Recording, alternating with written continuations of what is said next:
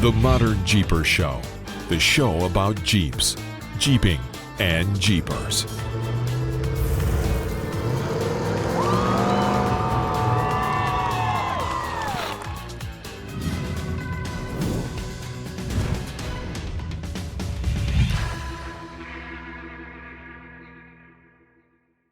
Well, hey, Modern Jeepers, is another episode of the ModernJeeper Show with me, Matson from MetalCloak, and Mr. Modern Jeeper Corey Osborne.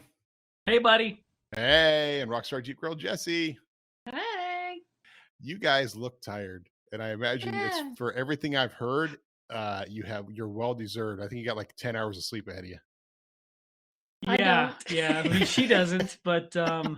yeah, we literally just walked in the door on a 30-hour road trip coming back from Smoky Mountain, Great Smoky Mountain Jeep Invasion. Yeah. Wow. I had to get home, so you heard my awesome news. Yeah. Maybe. Yeah. No, maybe. grandbaby came. Yes, grandbaby. This is the era of grandbaby. We got one here too. Yeah. Rob Steele just had his daughter just had a kid yesterday. 3 weeks early. So that's a tough one. 3 weeks early. Yeah. How's she I doing? guess How's Saturday Mama? morning before the show, we were trying to mingle a little bit before we got busy, and I got a phone call from my oldest. Says Amber's freaking out. The baby just came out. They're at the house. I'm Not like, even at the hospital? what? Baby just came out. Yeah, just came out. Like literally, her water broke and the baby came out. She was not really having a whole lot of pains the night In before. the house? Yeah, at the Yes. house. Yes. Wow. Yeah. Yes. Wow. That's an easy one. Right? Oh, there's one. It reminds me of some cartoons. Like, there's two, there's three, there's four. Right. So now I've got to get up early after I get done with laundry and pack a bunch of stuff, and then I'm gonna be up early and head back to Oklahoma. Wow. So In I the can see morning. my baby. Congratulations, Thank you. grandmama. This is your first grandchild? No, it's Oh. my second. Second grandchild. All right. How's the other one? He's One. Yeah, he's a little over one. One. Got a one and got a baby. Yeah. Wow. Well, congratulations. I'm What's the getting name? old, so now I've got to have glasses. So I didn't catch his or her. it's little. The first one was a boy. His name is Finn, and then the second one, she's a little girl. Little girl. And her name is Lyra. Lyra. Were we allowed to say that, like boy and girl, or is that even like is that acceptable no. today? They. Did this, that. That's Mm. awesome. That's great. Lyra. What's the origin in that name? Or how did they come up with Lyra? They just wanted to pick a weird name, I guess. Yeah, I mean, I thought it was pretty. Well, She no, gave him my middle name, so I can't be. I'm all assuming bad. Lyra is spelled Lyra Yes. because it could have been spelled like Liereaou. Oh, God, right? please. Lyra. Right. Yeah. Lyra. Yeah. No. So, well, congratulations. That's awesome. So you're heading Thank out you. there tomorrow? Yeah, early Yeah. in the morning. Wow. Again, so the Colorado Road construction has restarted. So our canyon getting out of Montrose to the other side has a 2-hour gap. So she has to be there between 6:30 and 8:30 in the morning to make it through the gap. Otherwise, the road is closed. And then I have to go way around. Wow. Yeah. That's no fun. Yeah, That's no it's bueno. totally fine. How's Colorado? Is Colorado burning? Because California is still burning. Looks like it's going to rain, but there's a lot of snow. We're supposed to get some rain. It's awfully smoky here. Of course, you guys have all wait. of the things. Yeah. She said snow? No rain. I thought you said Smoke. snow. I was like, smoke, not snow. Yeah. Well, we've got some challenges because we have not only the fire has we had the big fire going, the Dixie fire, that whole thing, and then all of a sudden we had this Caldor fire that started over. And it was just over in what we consider the Kybers area. Just and for all of those, this is pretty much the opposite side of 50 from where the Rubicon is. The south Right. side, yes. The south side of 50. So it started down there. It spread quickly. It went towards Sly Park and it was going that direction. Then it shifted and it's going up the hill and up the mountain. Well, now it has crossed over Echo Summit, which is the summit right before you go down to the South Shore. It is going now down the peak. And the crazy part is that whole section over there is a lot of granite, not a lot of trees. And yet it still screamed its way up. It's now over the peak. It's down past 50. It is going towards South Shore, where Aaron, one of our business partners, actually has a cabin down there. Right. It is. He's not there. He's in some other part of the country right now, traveling with his family. And it's evacuated. You can't go in there. Right. Thankfully, I don't know if he has a lot of personal possessions down there, but our very first vehicle, our very first Jeep, our TJ, the bulletproof white TJ, is in the garage. Oh no. So we don't know. I think wow, I've seen some. The pictures have been just devastating of ski area, chairlifts on fire. That South Tahoe area I know pretty well. I just can't imagine. And they were talking about there's a bunch of really good websites for our listeners out there that want to know where that fire's at and in relation to the Rubicon and things like that. One of them is Incident. It's an incident, fire incident, and it's a governmental fire agency, interagency website. Anyways, it shows the exact line of where it is day to day. It gives day-to-day updates and that kind of thing on where that fire is at, where all the fires are at across the entire country.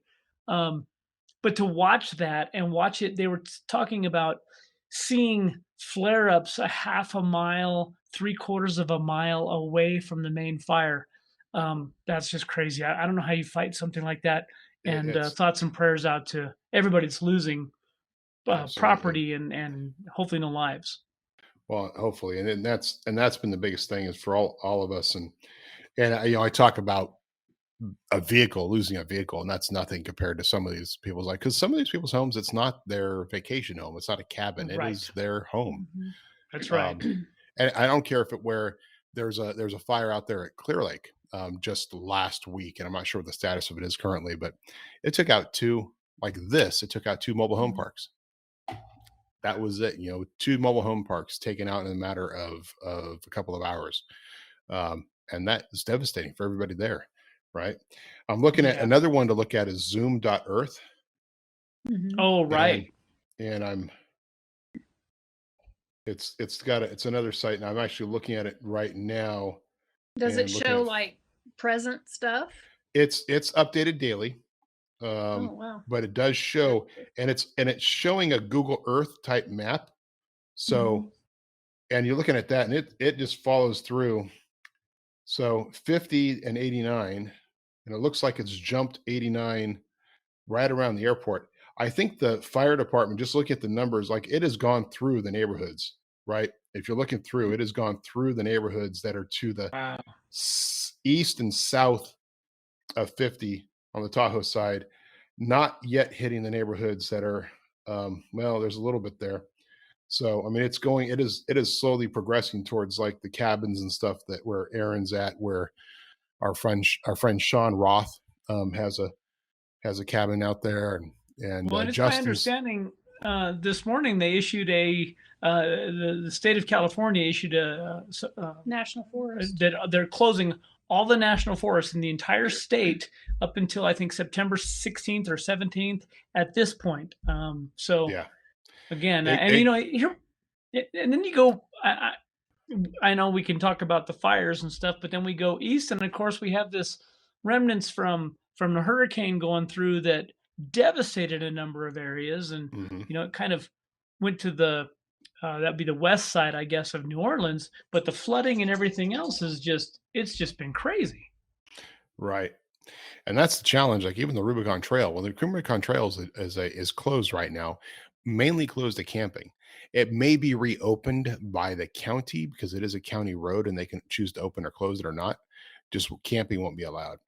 And one of the reasons they're discussing opening is a possibility of being able to go in there because we still have to do work on the trail constantly, right?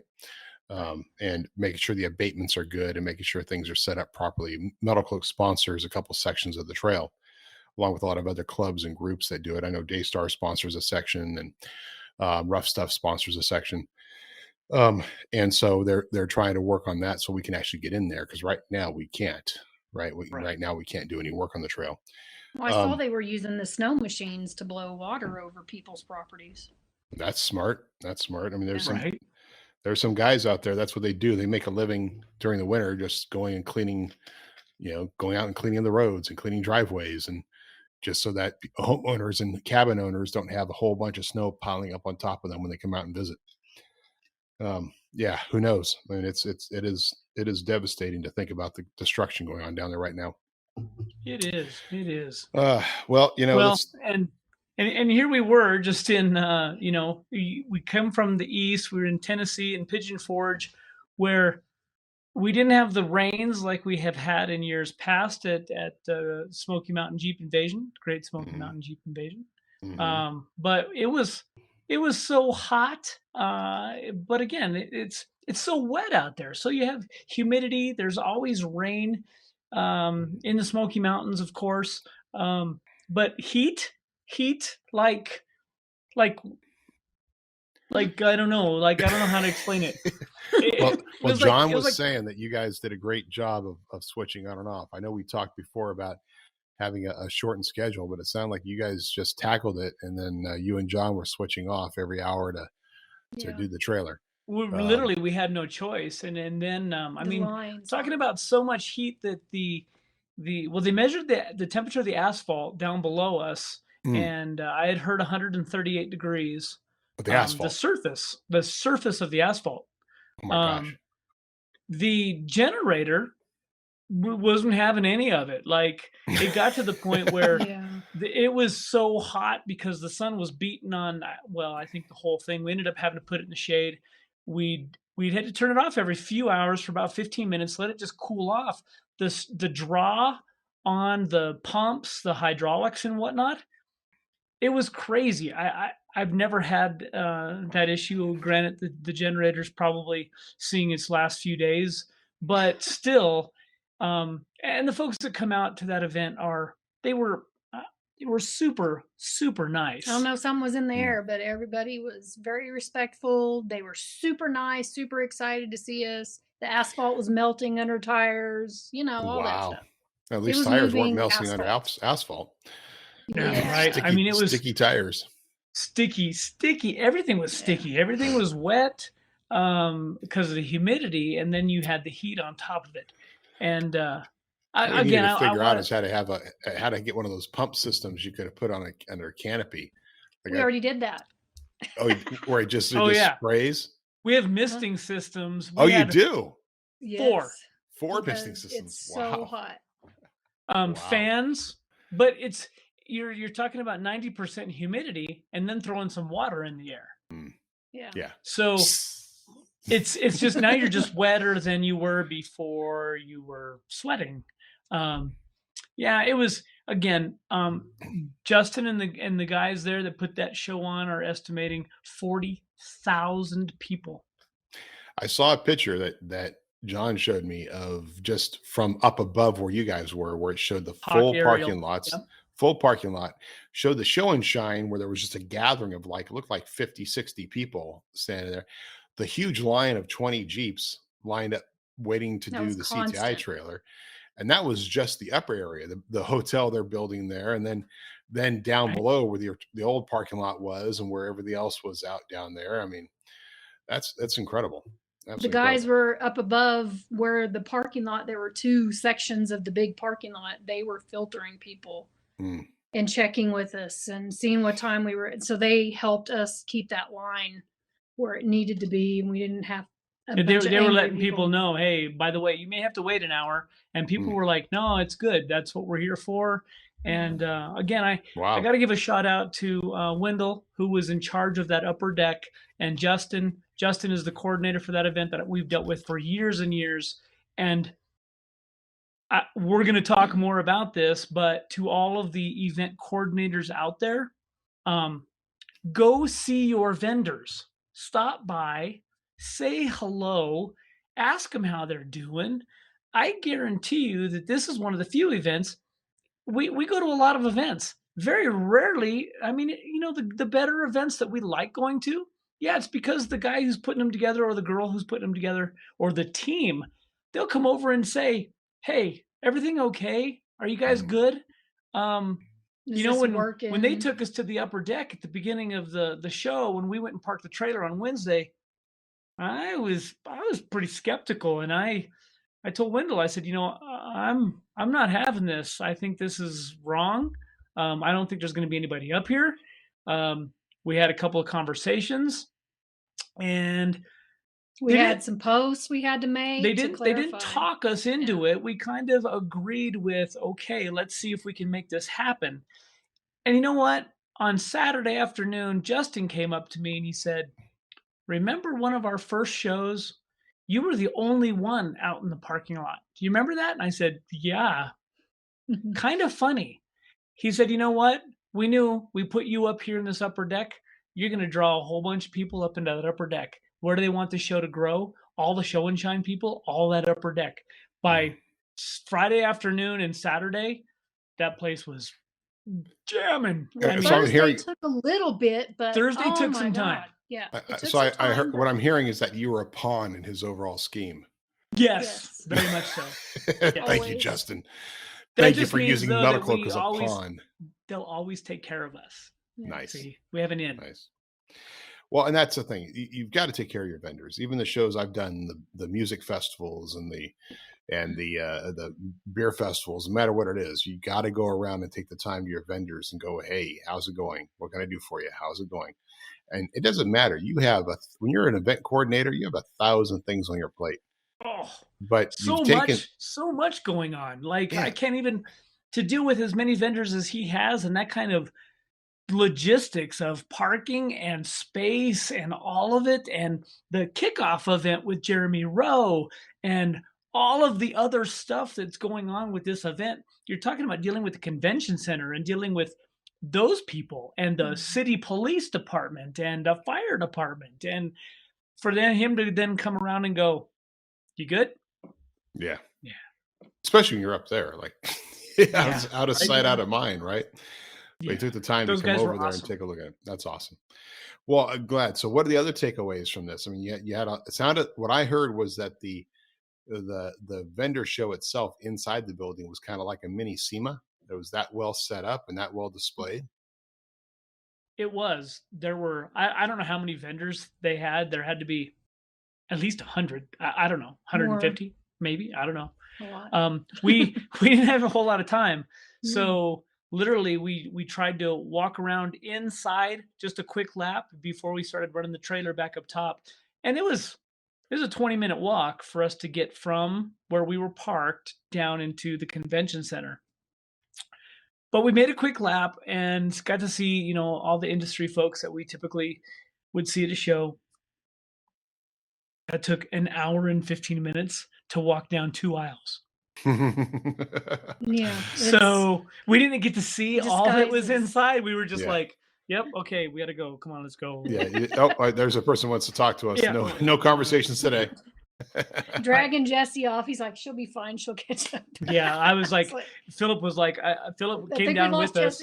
And a couple of times I'm like, okay, so I'm on like a mission. And so, I walked pretty fast anyway. And that we covered a bunch of ground really fast, got out and walked back up.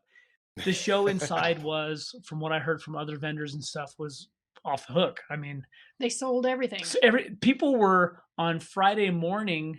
I'm sorry, the show was Friday. Yeah, no, Thursday, Friday, Saturday. Friday morning, there were people that were already running out of the product that they brought. Wow. It was busy. Wow. Surprisingly, for Thursday. That's great. That's awesome. Yeah. Well, good. Well, I'm glad it was a great show for everybody. Maybe there's some change that we'll do in the future. Actually putting a booth down in the vendor area. We talked about that. We talked about maybe even just having a 10x10 down below to capture some of that foot traffic. A lot of people at the end of the days were coming up going, oh, I didn't know you guys were up here and that kind of thing. But again, a first year, I don't want to say this was a first year show. Of course it wasn't, but a change up. Yeah. Where people were used to seeing us down below. Now we're up top. That first Thursday was people were freaked out. Where you at? I can't find you. What's going on? Yes. Yeah, and they were hearing it. The coordinators and the event people were like, they're up there. Like, yeah. So how do you get up there? Well, just 4-wheel drive up the side of the hill. You're fine. Right. Yeah. Yeah, Pigeon Forge. One thing about that parking lot is I kind of expected when they were talking before about how they were expanding and putting a parking lot over there, just based on the lay of the land, I expected there was going to be just on the opposite side of the entrance to the main event, you would have an entrance going the opposite direction up into a parking lot. Not that Right. you had to go around on these big outer edges to go find the entrances to Right. these big parking lots from the side roads. Yeah. Interesting. Yeah. Yeah. I mean, again, for what we do, I don't know, I think we did 130 something CTIs or something. And we ran from like 10 to 3 the days. And w- we had to take some breaks. I mean, when I realized that the generator was not able to lift a Jeep, it was working too hard. I'm like, oh, okay. So it is Yeah. really that hot. It's not just me being a wimp, Um, And we had a good crew come in. I mean, they helped out tremendously. Yeah. Philip, Curtis, his girlfriend, Dave and Cammie came. John worked his butt off. I think John said he lost 6.5 pounds, and that we should now use the CTI trailer as a weight loss program. So here it is. You can sign up. You too can come out and run the CTI trailer on hot sunny days and lose it. You'll get exercise, you'll gain knowledge, and you'll make yourself a That's healthier right. person. That's right. Just sign up today. So that's cool. It sounds like great. I know that it's kind of funny because Doug was in Knoxville doing some business, and he was in Knoxville with his family just to check out some business stuff that he was doing on Wednesday. And he was like, wow, there's a lot of Jeeps in this area. Like, yeah. So there's an event going on up the hill in Pigeon Forge. Oh, that's great. Yeah. I tell you, the home of the Gladiator this year, and I Yeah. have a feeling that, I mean, SEMA this year, depending on how that all works out, it's going to be the year of the Gladiator and the year of the Bronco, because we Right. skipped last year when the Gladiators were. I mean, I'm always surprised how many Gladiators that we see back On the east. East Coast is just inundated with Gladiators. It's crazy. And how are they set up? Let's talk about that. So are they, because we saw a lot of West Coast, you saw a lot of overlanding. It was kind of the year of overlanding when the Gladiator first came out. Is that the same theme on the East Coast, or is it Camper shells jacked up about 8 inches Big. high? Big, Really? a lot of big Yeah. Gladiators. Everybody's Stuff. on at least 40s. Yeah. Tall lifts. I'm talking bigger than 6 inches. Yeah.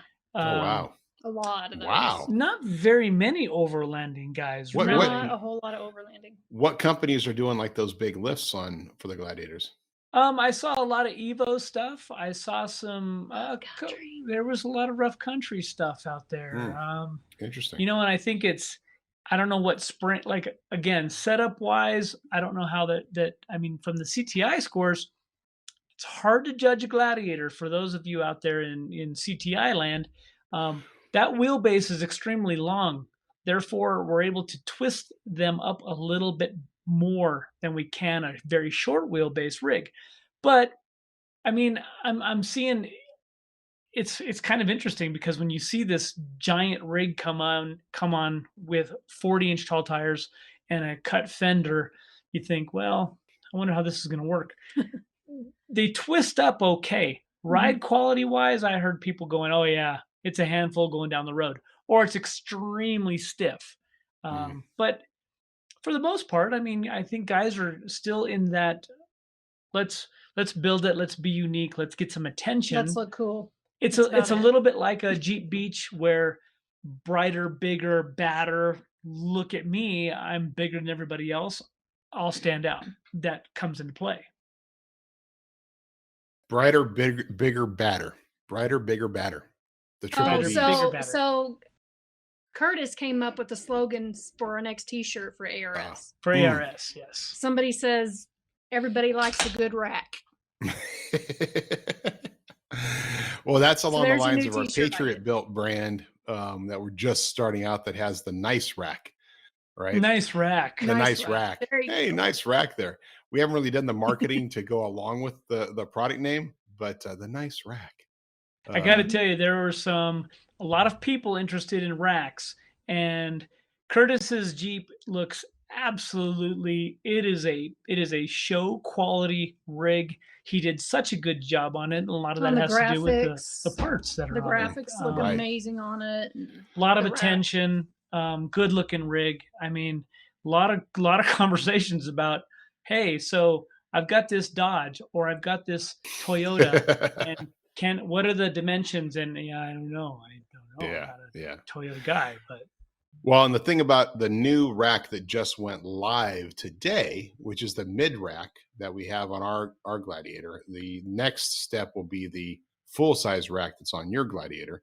Although the center section is live, but is the mid rack system that's on there. That one fits both the Toyota Tacoma, certain models, and as well as the Gladiator. So it's one of those crossovers. So, we are Adventure Rack Systems officially in the Toyota market now too. So we can, there's going to be there's a lot of crossover stuff happening. And for those, and Mr. Scott Becker reached out to me this afternoon as I was on the way home in bad cell service. There'll be some pictures coming up on the website for the tall rack as well.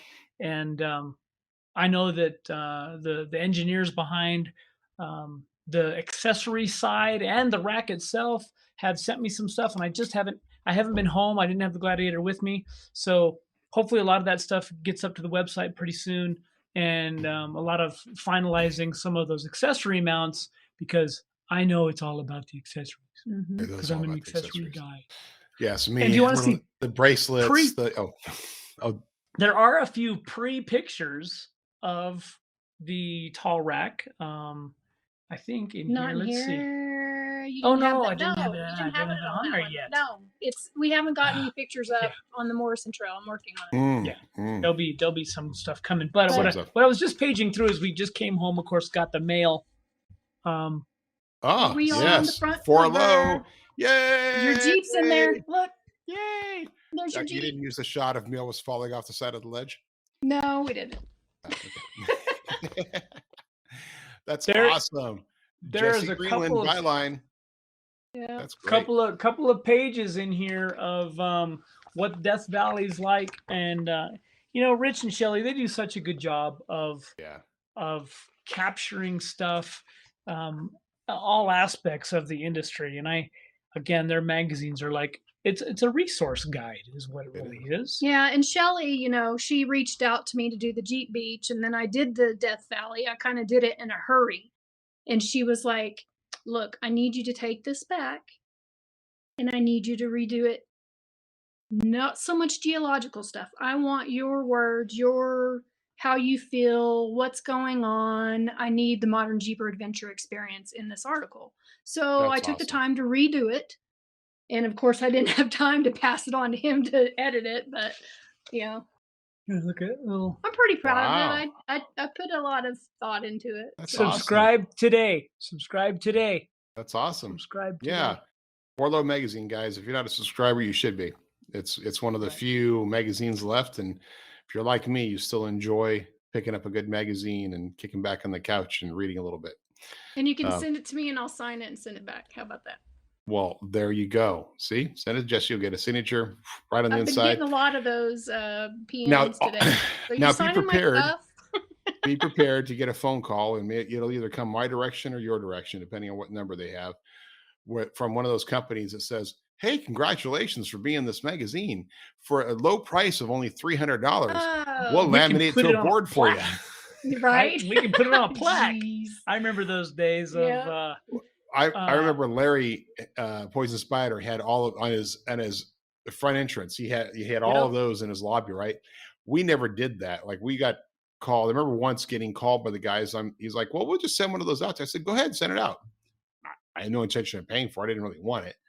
He sent it out, and and it was a fully done one. And I just sat against the wall for a long time until they finally called and said, well, you're gonna pay? No, I told you I didn't want it.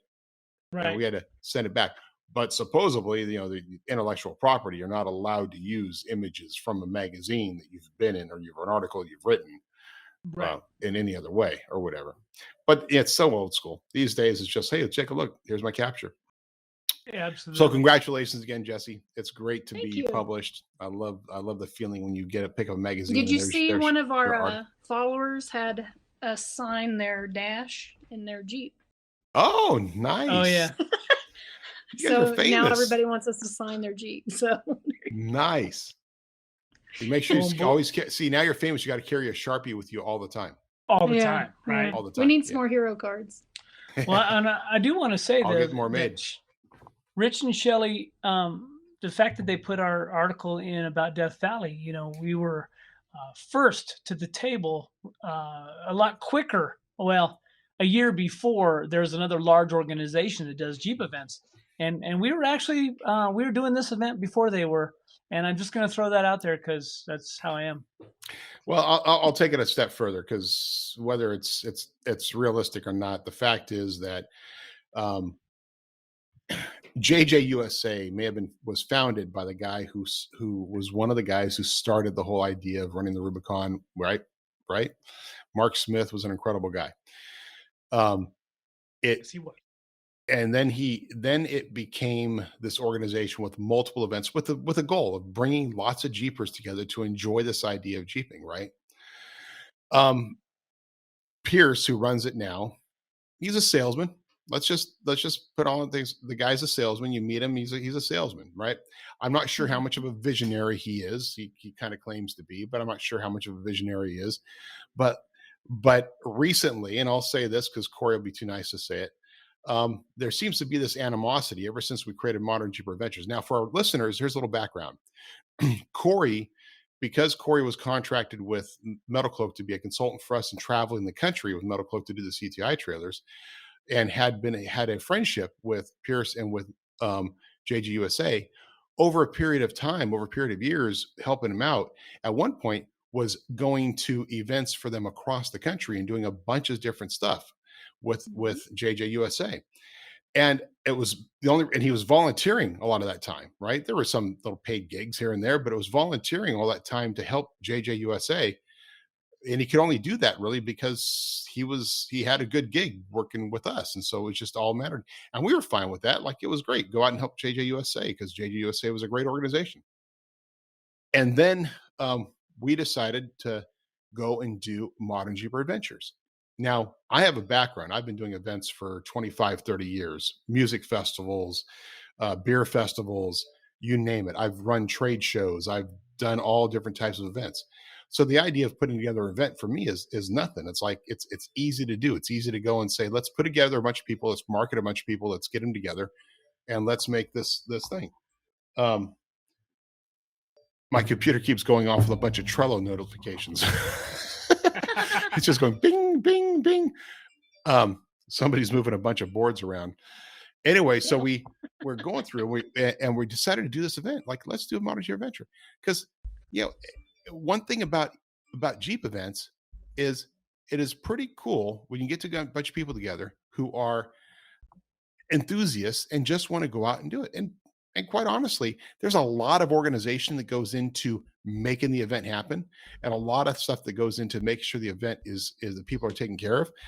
But it's one of the easier events I've ever run because I'm not dealing with 3,000 people that are trying. Like, I would never try to do Jeepers Jamboree. I'm sorry.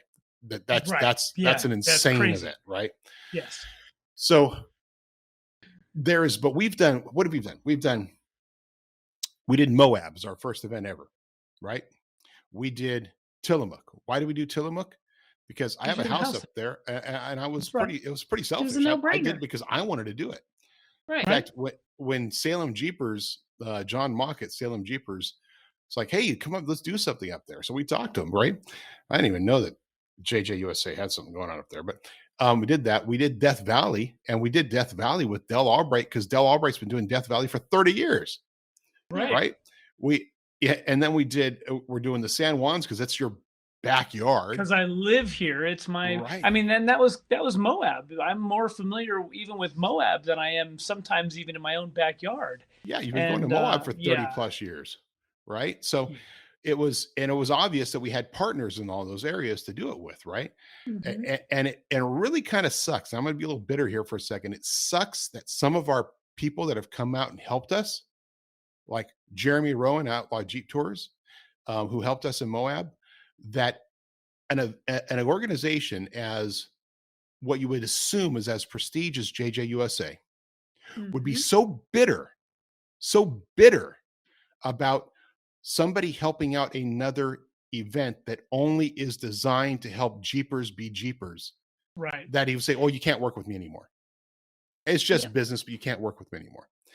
Well, And and again, our goal when we first started doing these, my goal was to, I, yeah, I was a part of a lot of the JJUSA events. I ran their education trailer for a number of years, and that was really my only goal, was to helping educate the new Jeeper and spend some time with them and put them together with other Jeepers.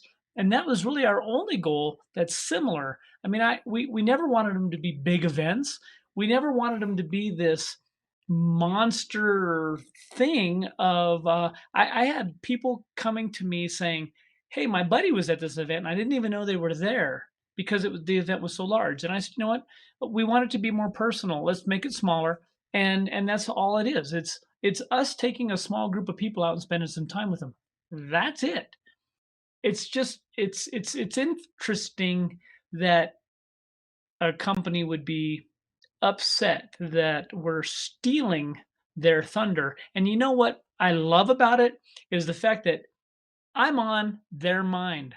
And because I don't go to their Rent website, free. I don't look. I did today because I was more curious, because I wanted to look at Death Valley and go, wait a second, we were going to Death Valley before you guys were going to Death Valley. So hey, maybe you guys are copying us. Like, oh, And our Death Valley trip is better than yours. Well, yeah. listen, I remember after we did our, absolutely. I remember after we did our Tillamook trip, our first one, and we were driving back to Lincoln City in the RV, Yes. and something popped up on Instagram or whatever from one of the other guys that helps out with JJUSA. And it was Mhm. such a bitter comment about Modern Jeeper Absolutely. Adventures copying us. I mean, we brought out 10, 12 Jeeps for an Mhm. intimate event that was just about us. And quite frankly, these events we love bringing people together, but partly we're very selfish. We're bringing a small group of people so we can enjoy it. We're not trying to build, and let's face it. If you and I had decided we want to have 100 Jeeps at any event, we could make 100 Jeeps Open it up. show up. Absolutely. If we wanted to compete against JJUSA, there'd be nothing stopping to us. If my business partner said our goal is to compete against JJUSA and take market share, there'd be nothing stopping us. That's right. Right? Apparently, that is intellectual property, because they own the rights to go jeeping anywhere in the country. Right. It's odd. Yeah, it is. But here's the thing, we don't look at their website to see where they're going. No. We no have our idea. own experiences. It we take that Turns into out we have our own consideration. life. I don't spend my time. We're a little too busy to pay attention to what We're other a people little are doing. busy. Sorry. And which is even like, it was just, hey, we're working with local people. We create events. We want to do things that are unique. We have unique ideas to do stuff. And guess what? All they're trying to do is pump out more and more. And again, I don't disparage anybody going to JJUSA and doing it, because it's still a great Not at all. experience. It is a Absolutely. great experience. All the volunteers they have helping out, all the guys that are out there that are in charge of them, great people, and do it. It just seems to be that the leadership has a certain attitude. Different twist. Yeah. Yes. A certain Yes. attitude. And it might be a bit of a stuck up attitude, I guess is the best way to describe it, right? And maybe that's true. I mean, Pierce flies in on his helicopter or whatever from his house in Colorado to go to an event to say, hi, I was here, and then fly back. And how many events does he actually go to? Talk about vendors and support and stuff, right? He's living a good life. I don't disparage him that at all. That's great. Right. That's the life he's built for himself, and good for him.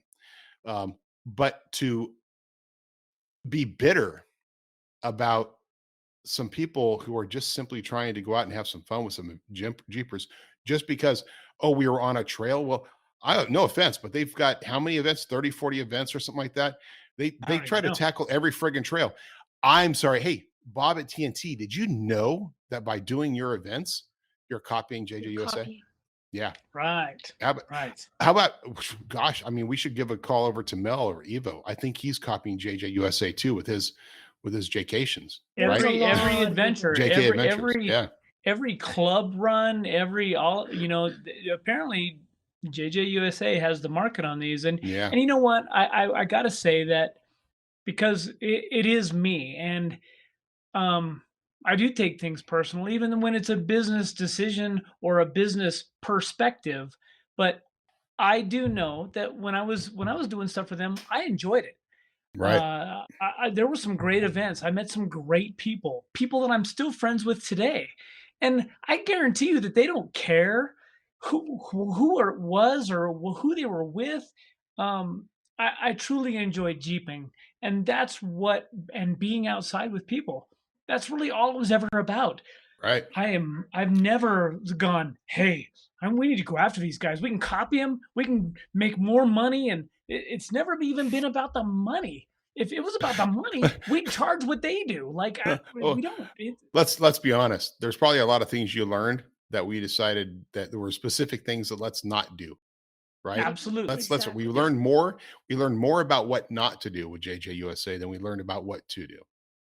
And We don't maybe that's burn important. And I apologize, Pierce. I apologize if that was a violation of some sort of agreement by us learning what not to do. That's fine too. And I apologize. We're in this. Come here. Come sit down. We'd love to sit down with you and chat. Can you imagine this?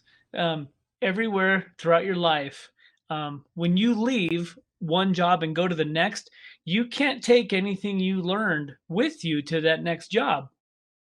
Well, doesn't that mean we'd all be infants for our entire life? Because never that learned. means, no, I got to start over. I'm an idiot. So Wipe your brain. Well, hang out with enough people, you become an idiot anyway. So, but let me say, enough of that rant. Yes. I think it's absolutely ridiculous. We love our people. We love our Modern Jeeper Adventure attendees.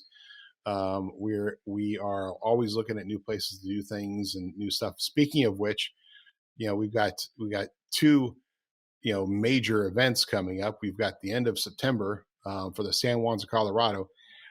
Time's running out, guys. If you're thinking about doing that event to be able to get registered in, there's a few registration spots left. But that's right. But let's just all make it clear.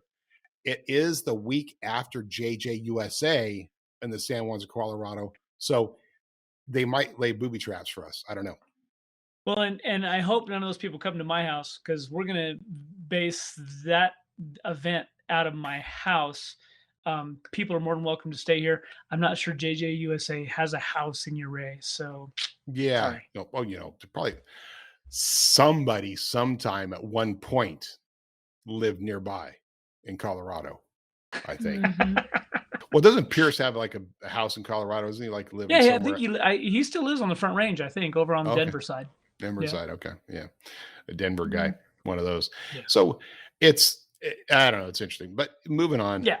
We do have these two great events. We have the San Juans, which I am so bitter.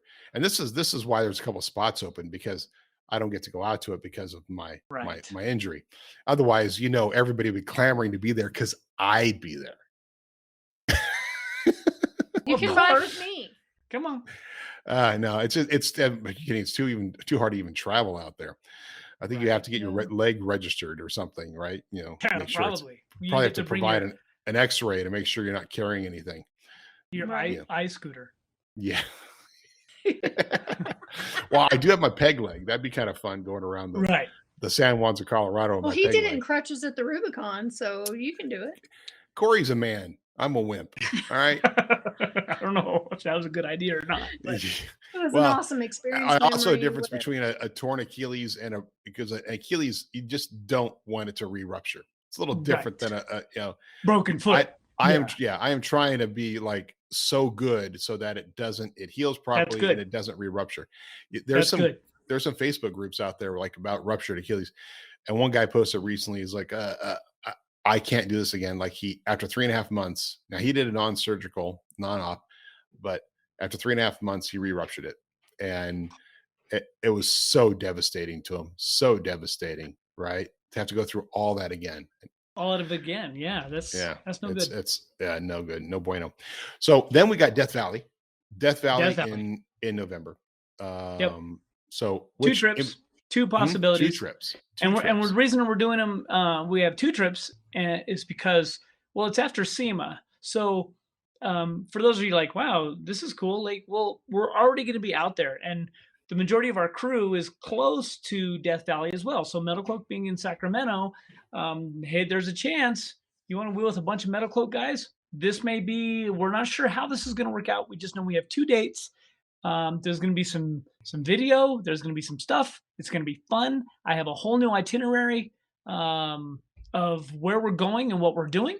So our events, that's another thing about our stuff, is it's never the same twice. Right. We do different things all the time. And it's we always have like the Rim Rocker coming up. the great thing about Death Valley, you just put out your finger, let's go here today. Let's go this way. Let's go this way. Where does this Jessy's taking a group of girls when she gets back from, so she has to hurry up and go to Oklahoma, see her grandbaby, pat her daughter on the head, and go, good job, thanks. I got to go back, because she's leading a bunch of girls from Moab, or from Montrose over to Moab on the Rim Rocker Trail. Wow, that's awesome. So now I don't have to be rushed and worried about a baby coming anymore. So we can hang out in Moab. That's what everybody was wanting. Kind of changed a whole bunch of stuff in our little schedule, but that's awesome. Yeah. And then we've got October 16th, Skillz Day, which got to tell you guys, if you're on the West Coast and you wanted to come to Skillz Day, advanced beginners, which is our usually you've attended Skillz Days in the past, or you have some experience, but you're still a bit of a novice, but you have some experience, that advanced beginner is sold out. And that's sold out in 24 hours. There was only 30 spots available. We limited this event to 100 rigs because it just is our limitation on our permit out there at Prairie City. And it just makes it's a good group. So it ended up being 200 some odd people, because on average, there's 2 people per rig. We're already at a total of 75 registrations in a matter of a few days. We got 25 spots left. And the rest of those are all novice. Advanced, if you're an advanced beginner. Oh, and by the way, it is a Jeep only event. I just had to I had a guy I had to turn away today because he registered with a GMC Jimmy. Oh. Yeah, sorry. But it is because so I can be jealous sitting out here in Colorado going, I know what that event is like. I've been out there for one before. It's such a cool event, and you're gonna miss here, and I'm gonna miss there. So there we go. I feel better now. That would be cool. Go help a bunch of people. So Corey, here's the plan. Next year we're switching roles. I'm gonna go travel the year. You're gonna sit here, but it also means you have to raise my 3 kids, and I'm gonna hang out with Jessy. That'll be quite the experience. You got to leave your peg legs so I can zip around on your peg leg. Right. The scooter, the knee scooter. Yeah, so, that sounds really scary to me. Just FYI. Just FYI. So yeah, so we have a lot on the plate, guys. So yeah, out there, hey, register for Death Valley. Let me tell you, Death Valley is going to go quickly. The reason we do 2 events is because it goes quickly, and it's one of those things. And so you want to get those registrations in. You want to be out there. I'm looking forward to seeing what Death Valley is like in November, because we've always done it in the beginning of the year, and I've never been in the area. Right. So it should be exciting. Colorado, Modern Jeeper Adventures are just lining up, and we're already having to plan for next year. We got to put the schedule together for next year too. Yep. That being said, we got some little things we wanted to share. It's like show and tell time. Like today is we're recording this on a Tuesday, and it's actually my son goes to Montessori, and today was show and tell for him. So we did all about monster trucks. So you can go in there and talk about his experience at Monster Jam. Nice. But, I'll start because you guys actually know, and you can talk more about who makes these, but we got one of these sent from our friends at 4x4 Land. What they did was we did a cool exchange. Like we sent them a sign, one of those ones that go on the wall, the MetalCloak ones, and they sent us a bunch of these. Now this is a key, and everybody who's watching, you can go on YouTube if you're just listening to us and see it. It's not a key, it's a key ring with a pin. And the pin just kind of scrolls off. But the cool thing about this, and I had no idea this existed until they sent a letter about it. But there's this thing called Fordite. And Fordite, not to mention mixed up with Fordice, which is the trail out here. Fordite literally started in the 50s, I think, from Ford, where they scraped off the layers and layers of paint on the floor of the paint booth.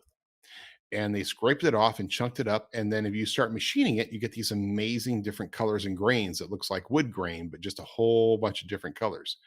Now, this one I'm holding is actually from the floor of the Toledo Jeep plant, and it's and the colors there. So you can start going through and see the different colors of the Jeeps. And I'm holding it up to the camera so you can see a little bit better there. how it is and how it's set up. It just looks like grains of wood, but it's just like such a cool thing that one, people actually like did this and it has a name. And Will just told me there's another name for it. It's like Motor City Agates is another name for it. So if you look up Fordite, it also comes up Motor City Agates or something like that. And so, because I guess it's pretty popular to take the stuff off the paint booth floor and machine it out and create these just cool little things.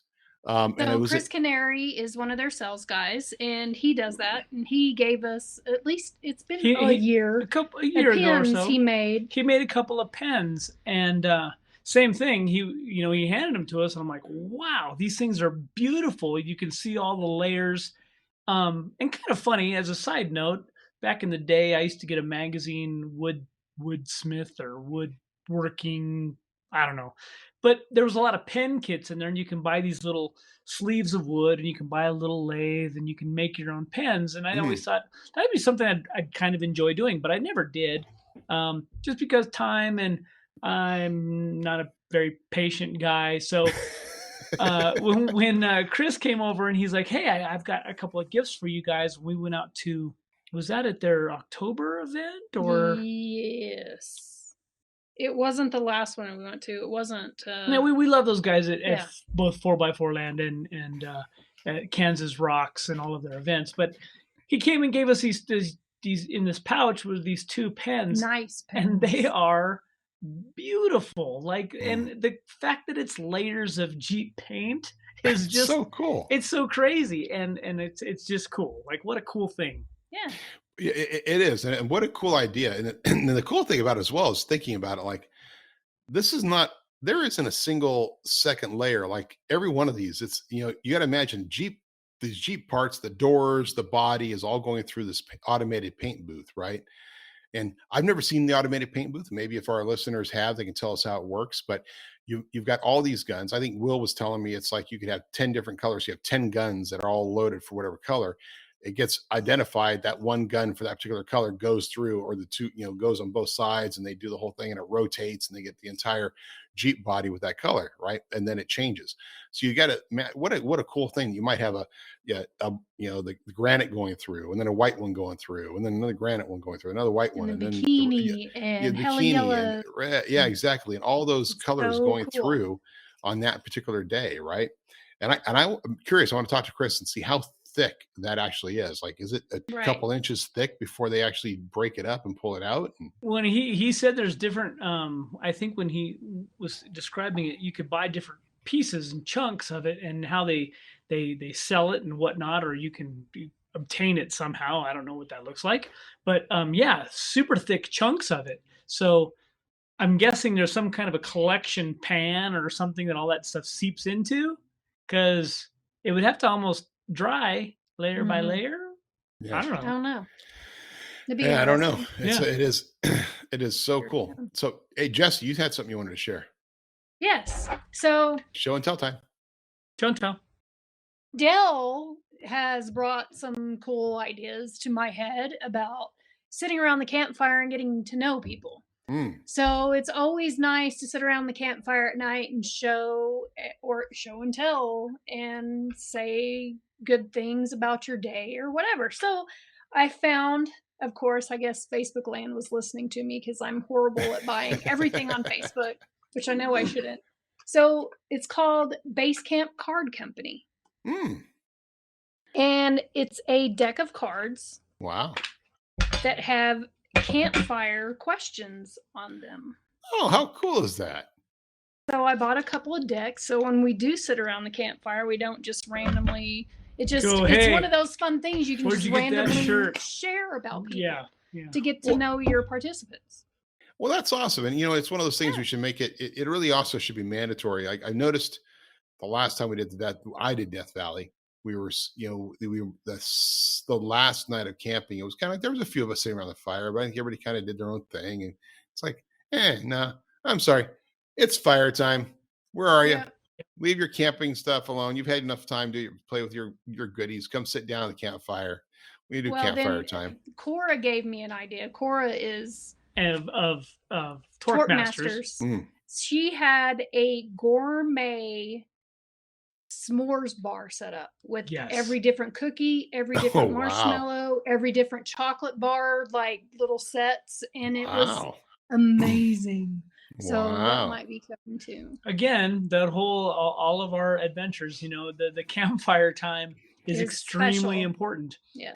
So I have the other other question. organizations may not have campfires at their events. I don't know. But we think that campfire is very important, and we love to have them when we can, and not like the whole hill's on fire. So right. Yes, when we can. So speaking about s'mores. All right. So there's a survey question. Okay, roasted marshmallows over the open fire.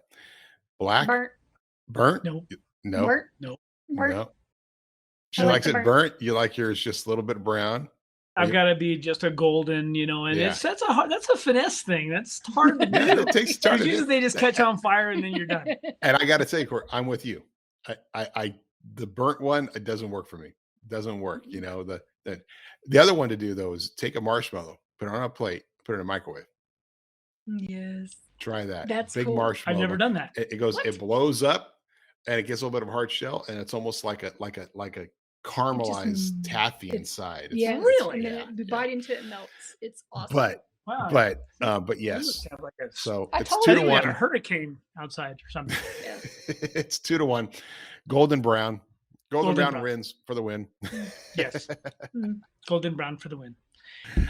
Before we go, I know we're running a little bit long. We said it was going to be a short one, and Jesse's got like a page of notes here, and I have a couple, and I think looking at them, they're kind of just some thoughts as we were traveling back.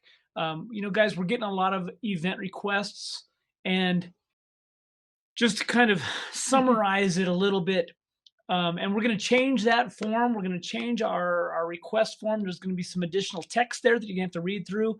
And I just want folks to remember that as MetalCloak, as representatives of MetalCloak, we're not sending out a box of pens or keychains or a box of keychains and some stickers.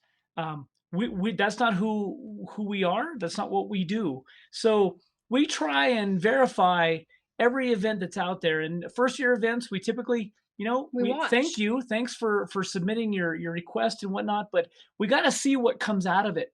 And we're seeing, even from events that have had 3, 4, 10 years of traction, we send them stuff, we never hear from them again. Well, we go back and we check that stuff out. We go back and look at your Facebook pages. We go back and look at your social media pages. And you guys didn't make any posts from your entire event, but you had 3,000 people there. We are skeptical. I'm just going to leave it at that. So we're helping you guys out. Yes. To bring more people. Right. It isn't just free stuff. It's not like send a request, we'll send you some free stuff, and bye-bye. We expect you to work a little bit. We expect you to support us too.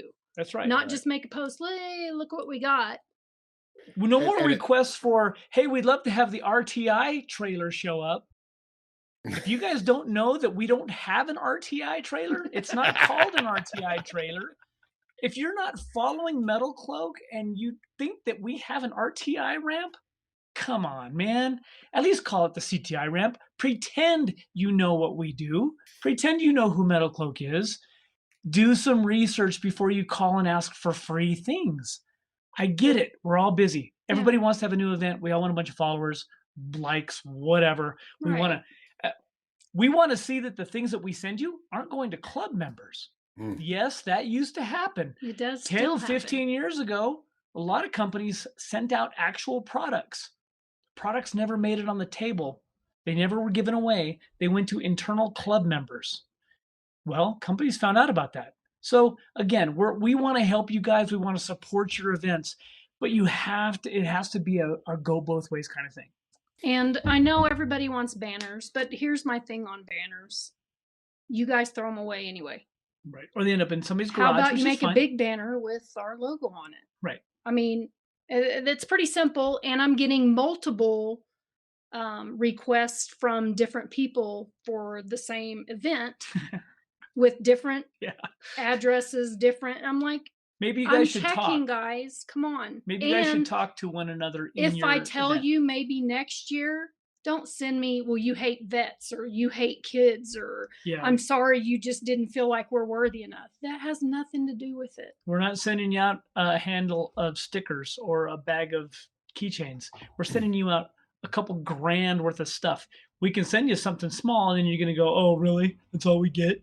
Like, come on, guys. Be respectful. Do your homework. Understand what you're asking for. Communicate internally and say, hey, what are we doing for all these folks that we're sending? We get a paragraph of every sponsor that's already supporting your event. We go to look at your event on social media and we see no posts. It's weird.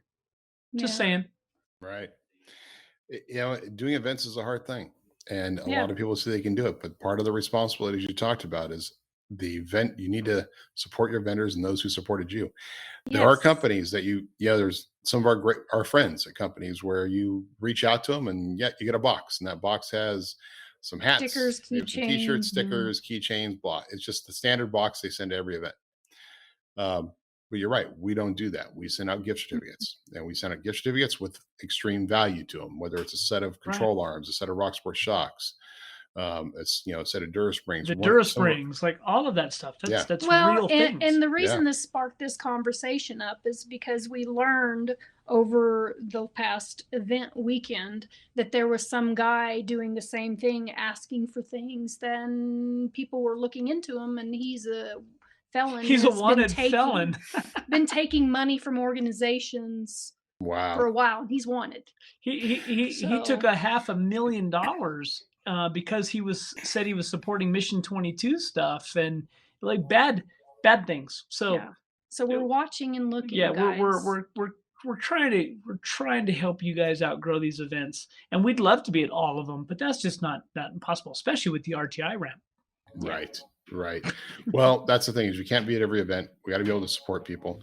It is important, though, to note that, where's my phone? Sorry, it was ringing. We want to support every event we can. And if we could, we'll support all of you, right? We don't, every event within parameters, we're going to out there support you. And we want to support you year after year.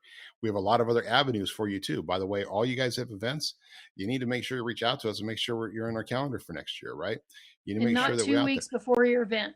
And if you are also looking at, if you have a lot of volunteers, reach out to us as well. We're happy to send you some stuff for your volunteers.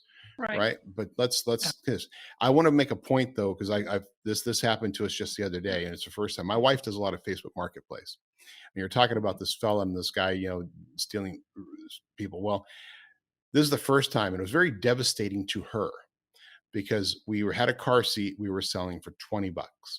She made the deal with the person online. You set it on your porch. They come up, they grab it, they put the money under the mat. And up till now, Facebook Marketplace has been pretty darn good. We buy stuff, she buys stuff, people buy stuff from us. Well, this lady, we've got her on camera, walks up, goes in, pulls up to her car, walks up, grabs the car seat, walks away, drives off. Yep. Didn't pay for didn't pay the $20 for the car seat. A $200 car seat, didn't pay the $20 for it. And what we've done sometimes with Facebook Marketplace, like somebody comes, we're talking to them or whatever. I have given people away. I've given bedroom set to a family that just lost everything and they were just trying to rebuild. And they told us their story. And I'm like, here, I don't need your money. Right. It's I don't need the money. It's just this idea. My wife likes doing it. It takes a little extra $20, does something for the kids. And she had come and said she was having a hardship or talked about it or whatever, or even told us that she really needs a car seat. Even if it was a con, it would have been better to do that. And we would have probably happily given it to her than to walk up, grab it, walk away, and just be like, Now, this person was young, a millennial. Looking at her profile pic, I probably would have questioned whether or not she was doing it. I mean, she had, Nike tattooed on the bottom of her neck with, it was just weird. Maybe she's an influencer. Yes, maybe. I haven't checked to see if she has a TikTok account. Yeah, there's a lot of that. Anyway, it was just a shame. So not to end this thing on that kind of note, but come on, people, we're here to support. We're all about Jeeping. And the great thing about the Jeeping community is we're a bunch of good red-blooded Americans that are just here to build up and enjoy and be outside and just enjoy life, right? And help each other. I'll share a quick story on a positive note. We're in our place. We stay in Pigeon Forge. The last night it was late. We got back from dinner.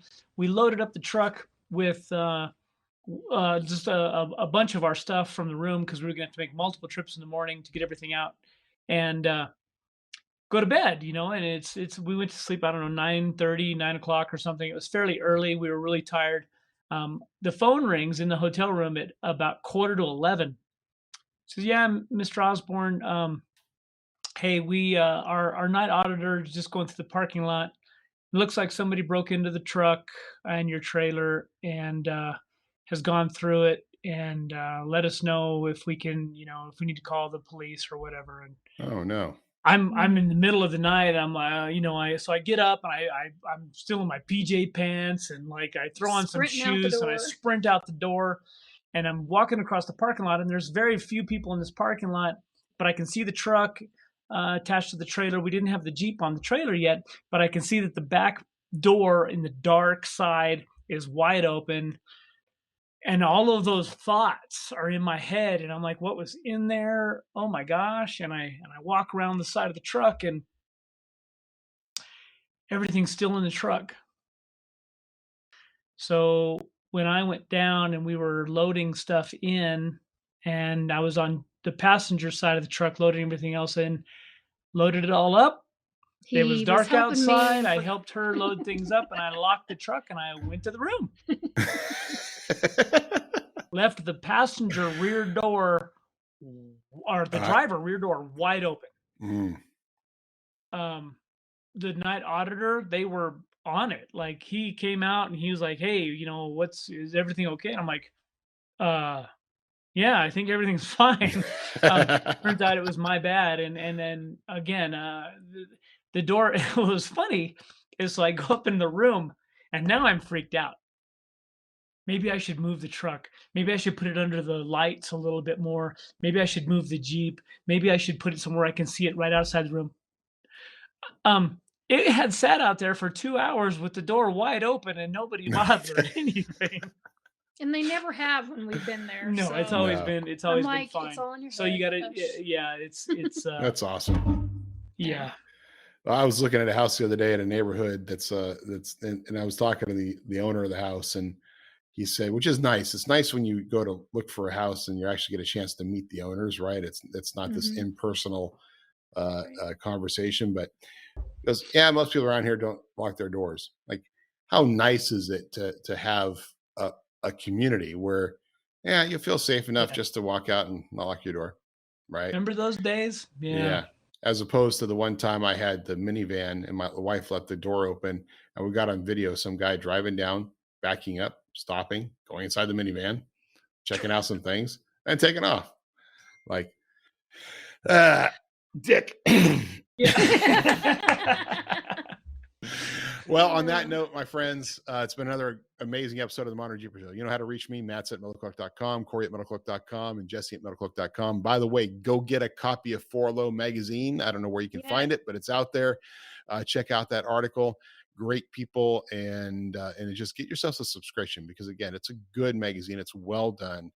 There's been some episodes we've actually had them on our show in the past.